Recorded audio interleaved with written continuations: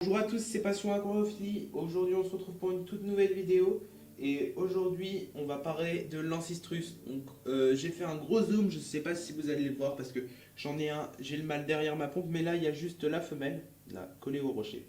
Donc, on va aborder le sujet. Donc, l'Ancistrus, son nom scientifique, c'est Ancistrus dolichopterus. Donc, voilà.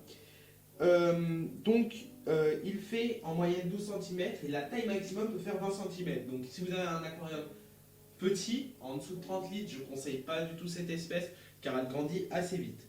Le mode de reproduction, je veux dire là, c'est très facile, c'est comme les guppies, c'est au bout d'un an approximativement que la maturité est présente, mais c'est assez facile à faire reproduire.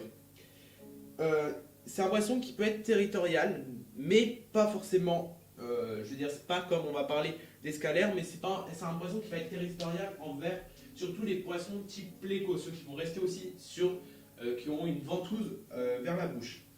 Donc il vient du Brésil. Donc, alors cet aquarium, j'en parle, c'est un aquarium surtout amazonien d'Amérique du Sud. Il y a une ou deux espèces dans cet aquarium qui sont surtout en Asie, mais il y a presque que de l'amazonien. Donc ce poisson, c'est ovipare, il pond des œufs en forme de grappe de raisin, donc voici une photo, quand il pondent. Donc, faut savoir, je vous ferai encore une fois, et je le répète dans toutes mes vidéos, une vidéo sur la reproduction de l'Ancistrus. Donc il peut exister des Ancistrus gold, donc en fait quand vous allez avoir une portée d'Ancistrus, ça se peut que vous ayez des gold, mais c'est comme les albinos, vous en aurez peut-être sur 20 qui vont survivre, 2 gold. Donc si, les gold sont un peu plus recherchés que les normales. Donc toutes les caractéristiques sont en commentaire comme toujours. Alors c'est très facile à élever, il n'est pas venimeux. Alors quand je dis venimeux, vous allez peut-être vous dire mais il n'y a pas de poisson qui est venimeux d'eau douce. Si, exemple, le tétraodon nain d'eau douce, il est venimeux à l'intérieur, il a une poche qui contient du venin. C'est un poisson qui est fiable, c'est-à-dire qu'il n'est pas polygame, c'est un mâle pour une femelle. Donc le poisson coûte aux alentours, j'ai bien dit aux alentours, de entre 4 et 6 euros dans les magasins.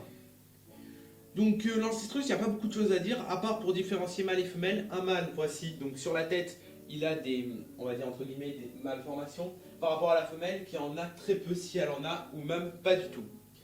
Voilà, donc je pense que j'ai tout dit sur l'Ancistrus. Encore une fois, si j'ai oublié des choses ou que vous avez des questions, n'hésitez pas à me le dire en commentaire et je vous ferai peut-être même une vidéo spécialement pour vous. Voilà, et bah si ça vous a plu, n'hésitez pas à liker, vous abonner en activant la petite cloche pour être prévenu de mes prochaines vidéos et à partager, ça me ferait extrêmement plaisir. Voilà, à plus!